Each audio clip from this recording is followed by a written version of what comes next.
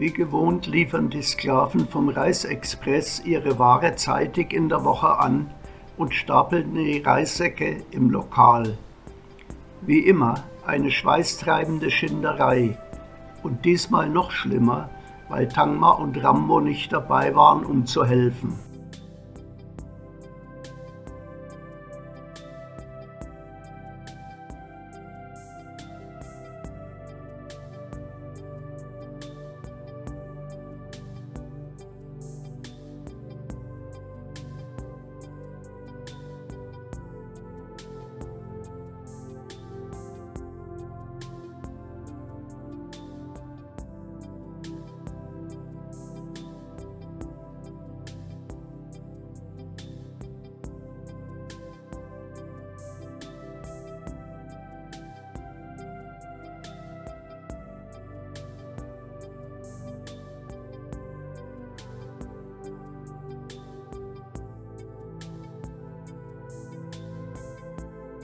Die Eiertänzer brachten kurz darauf wieder die Produkte von tausenden Hühnern angeschleppt und hinterlegten die im Hinterzimmer.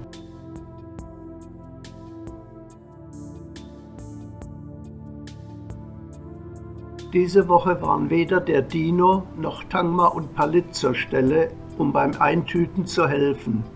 Da musste der Bär mit seiner Reiscrew und die Eierexperten mal allein zurechtkommen. Und Beth von den Musketieren des roten Bentley sprang mit seiner Kamera für die Dokumentation ein.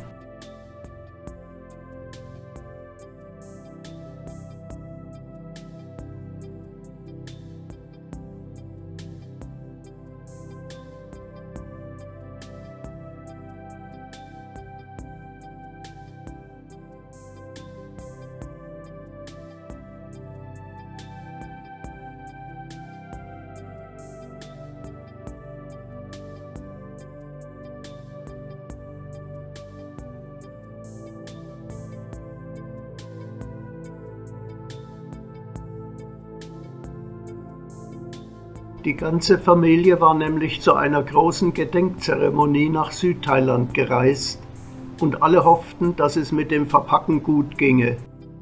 Weil die Zeremonie am Sonntagmorgen stattfand, wurde die Fütterung der Hungrigen auf Montag verlegt. Am Sonntagabend waren alle nach 20 Uhr zurück in Phuket, durften auspacken, schnell zu Abend essen und früh ins Bett gehen, denn spätestens um 5 Uhr morgens mussten die Letzten auf Posten sein. Wie üblich trafen die ersten Essensempfänger schon vor 3 Uhr nachts ein und machten es sich auf ihren Bastmatten auf der Straße bequem. Und vor dem ersten Morgenlicht waren die Bürokraten bereit für ihren Einsatz.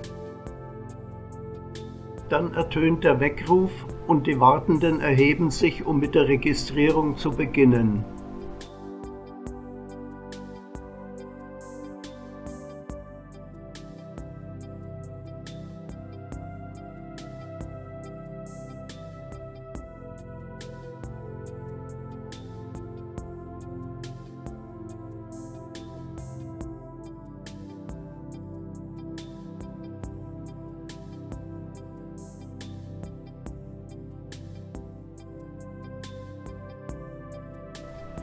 Und da stehen sie wieder, in endloser Viererreihe, nur um sich ein wenig Essen zu sichern.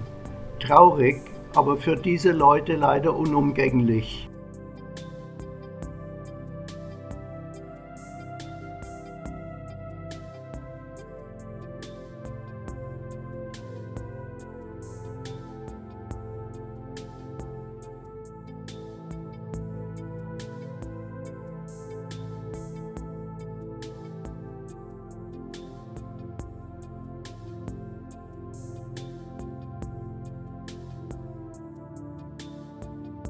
Im Lokal ist soweit alles vorbereitet, dort könnte es direkt losgehen, aber so weit ist es noch lange nicht. Tangma und Palit sind auch schon zum Dienst angetreten. Tangma heute in Schuluniform, denn es ist Montag, da muss sie nach ihrer Frühschicht bei der Corona-Gang in die Schule gehen. Palit kann sich erlauben, im Schlafanzug zu erscheinen.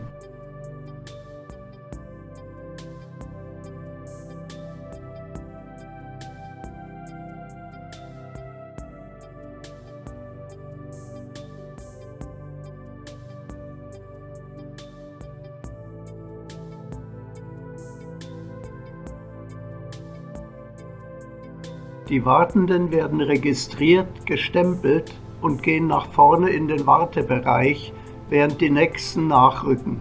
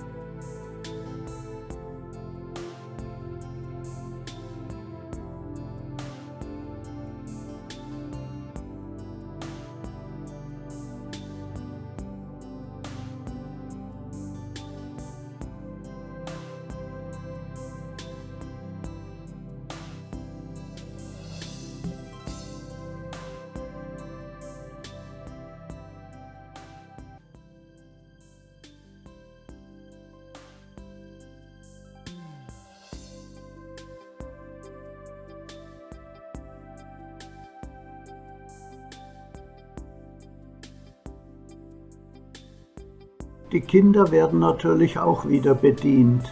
Für die wäre es eine furchtbare Enttäuschung, wenn man sie vergessen würde. Aber das passiert nicht, solange die Coroneros das verhindern können. Also zieht Prop mit Tangma und Palit los, um den Kindern ihre Aufwartung zu machen. Bei Palit hakelt es noch ein wenig, der muss erst Tritt fassen, aber dann läuft es auch bei ihm.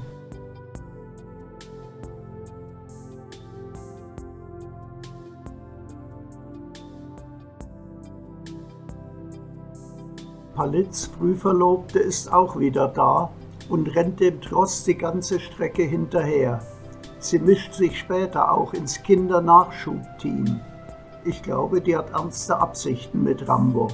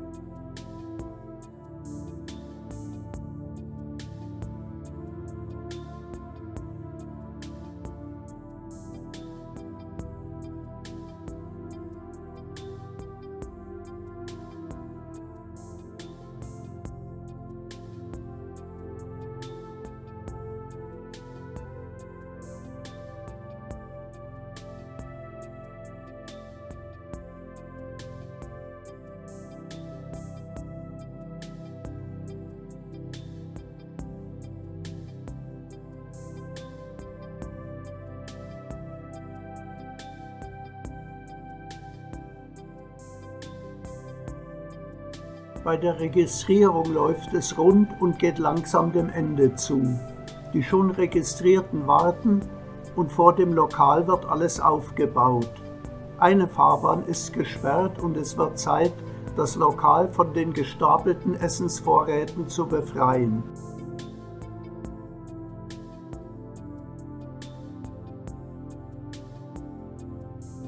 Die Warteschlange schiebt sich an der Ausgabe vorbei. Jeder nimmt seine Wochenration an sich und verlässt den Corona-Tisch bis zum nächsten Sonntag. Der Ablauf ist immer der gleiche, egal ob es regnet oder ob die Sonne scheint. Und das Corona-Uhrwerk tickt langsam vor sich hin.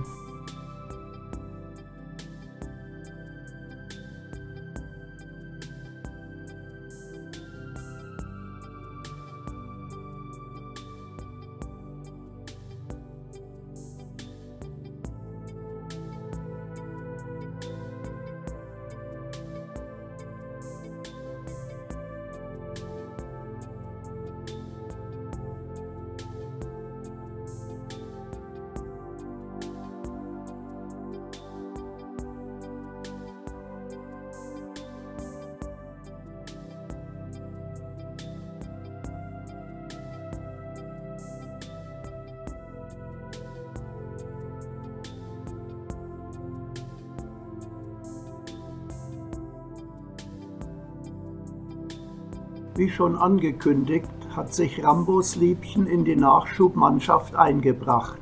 Sie hilft fleißig mit und überlegt wohl schon, wann sie Palettes Spielzeugkiste endlich inspizieren darf.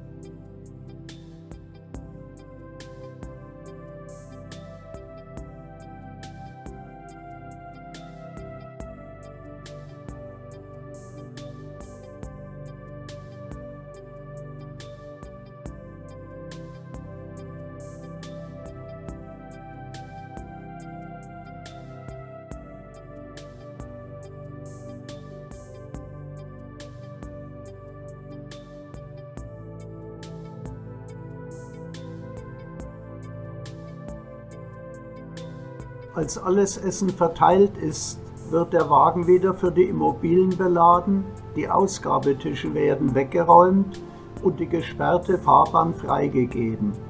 Alles inzwischen Routine. Und ab geht die Post zu den Ärmsten der Armen, die es nicht mal schaffen, sich ihr Essen selbst abzuholen. Da fängt es auch gleich richtig schlimm an. Hier Prop mit einem, der kaputte Nieren hat und eigentlich regelmäßig zur Dialyse müsste. Die Behandlung ist im Krankenhaus gratis, die Medikamente werden bezuschusst, aber nicht voll bezahlt. Und ins Krankenhaus fahren muss man auch.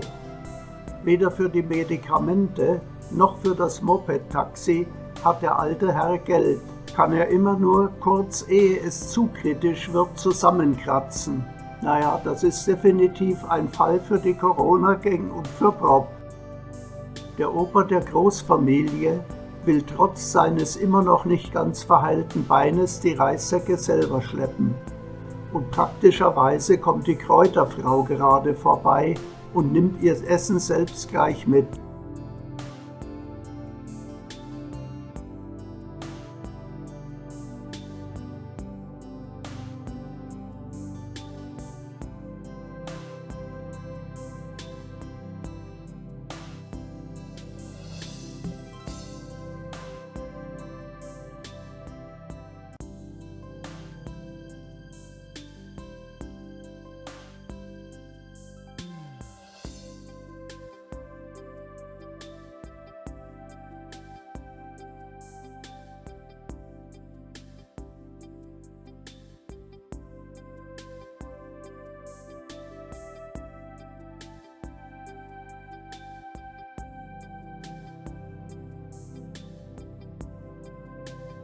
Als dann die letzten versorgt sind, nimmt sich der Dino ein Beispiel am Lotus und schließt auch die Augen.